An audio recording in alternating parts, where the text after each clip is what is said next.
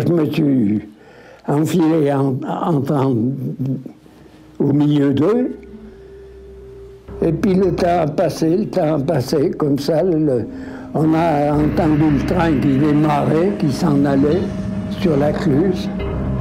Le train est parti vers 2h de l'après-midi, à peu près. On n'avait pas d'heure. On est arrivé à Bourg vers...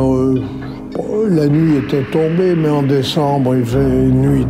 On nous a enfermés, enfin entassés dans une salle de l'hôtel du commerce. Et on a attendu. Et puis à 4h du matin, eh bien, sous une haie, des soldats allemands, il faisait grande nuit, qui tenaient des chiens qui auraient aimé nous mordre. Moi aussi, je les aurais mordus au besoin. Et éclairés par des lampes acétylène. Vous avez connu, c'est pas sûr, c'est les lampes acétylène. Ben, l'acétylène, on met le feu et puis ça éclaire bien. Et on a repris notre place, la même chose, dans nos wagons. Et puis ma foi, on est parti. Je me rappelle, j'étais avec Rogier, avec l'abbé Gay. Puis pratiquement tous les professeurs et surveillants du collège, on était restés ensemble. Un jeune dentiste de Nantua, qui était juif, Gottlieb,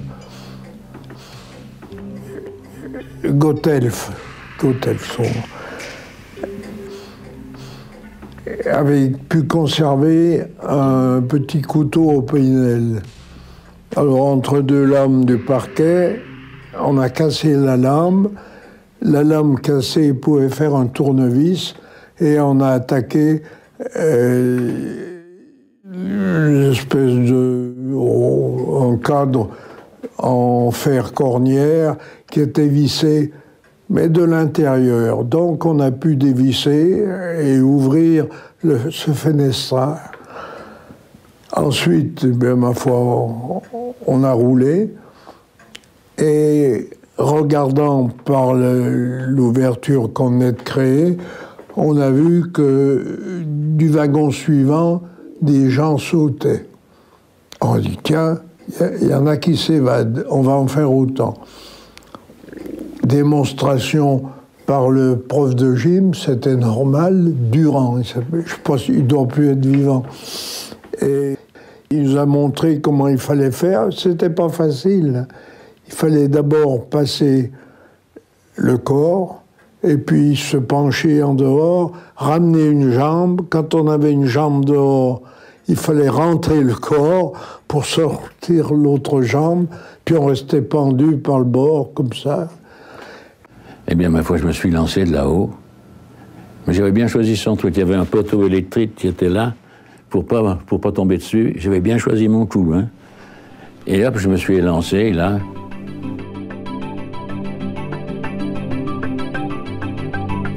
L'abbé Gay, il ne saute pas, l'abbé Gay, il reste dans le... Ah non, là, il a été formel, il a dit « je reste » tant qu'il y en a qui sont là. Or, il y avait des pères de famille, des gens vantés potents, un peu qui ne pouvaient pas passer par comment on peut appeler ça, c'est pas un soupirail, enfin, par l'ouverture, et qui étaient obligés de rester. Et elle a dit, je resterai avec eux pour les aider, c'est mon travail. S'il n'en restait plus, je partirais peut-être, voilà. Alors, au revoir l'abbé, il était jeune, c'était un jeune curé.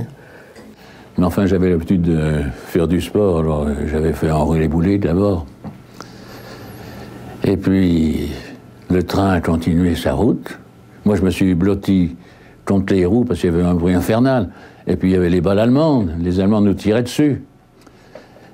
On les entendait miauler. Alors, je vous signale, les jeunes, si vous entendez des balles miauler, vous risquez rien, ça veut dire qu'elles ont passé. Si vous les entendez pas, eh bien, c'est pour vous, hein. Alors, finalement, eh bien, je me suis blotti contre les roues pour que les Allemands ne me voient pas, hein, parce que j'étais un peu en dedans. Et à un moment donné, un bruit infernal. Alors, c'est quand un train passe, hein, ça fait du bruit. Et à un moment donné, un silence absolu. J'ai levé la tête et j'ai vu la lanterne rouge du dernier wagon s'évanouir dans la brume du matin levant. Et je me suis retrouvé là, tout seul, avec ma blouse grise, toujours. J'étais toujours habillé en collégien. Hein. On avait tous des blouses grises à l'époque, hein, les garçons. Et les filles aussi, mais plus élégantes. Et je me suis retrouvé là, tout seul, dans une région inconnue, sans argent, sans papier. Tous les ingrédients pour se faire fusiller. Hein.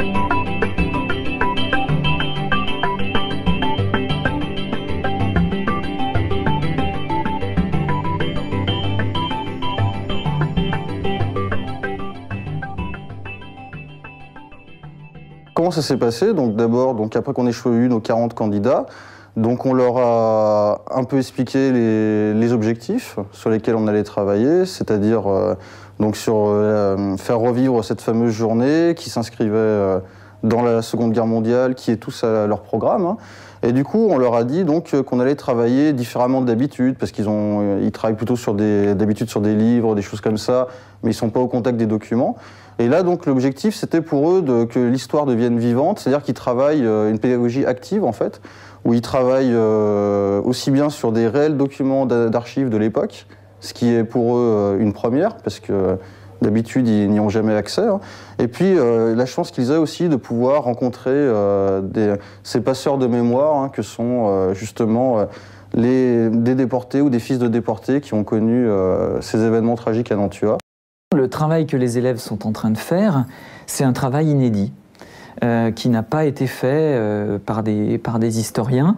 Et donc, probablement que ça ouvre aussi une perspective pour des historiens, pour des universitaires, qui pourront repartir de ce travail-là, qui a été fait par les élèves, pour ensuite l'intégrer peut-être dans une réflexion plus globale sur la déportation politique, dans l'Ain, ou peut-être même au niveau national, puisque Nantua est en fait une des premières grandes rafles de civils de type politique, pour des raisons politiques en France.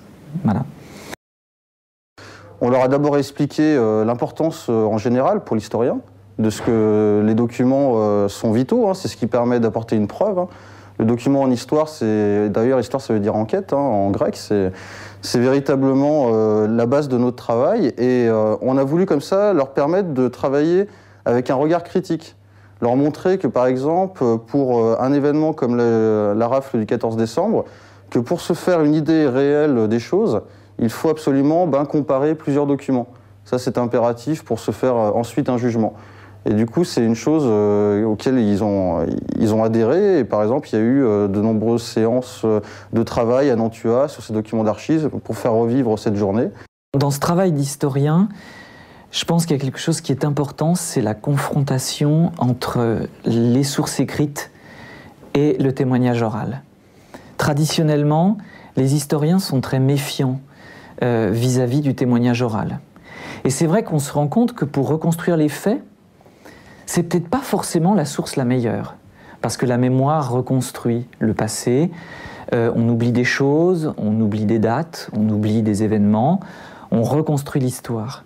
Mais je pense que le témoignage oral a cette valeur inédite, c'est qu'il emmène la personne qui l'écoute dans la vie de l'époque. On fait ressortir des sentiments, on fait ressortir des impressions, qui sont peut-être aussi importantes que la chronologie elle-même. Et c'est pour ça que le travail que vous êtes en train de faire, par cette captation d'images, de témoignages, c'est peut-être le travail le plus important. Parce que cette parole, elle est vraiment nécessaire pour la suite. Et un bon travail d'histoire sur la période ne pourrait pas faire l'économie de cette parole des témoins. Même on aurait toutes les archives qu'on veut, il manquerait quelque chose. Et donc je crois que vous êtes vraiment en train de faire un travail qui restera et qui est fondamental pour la suite. Voilà.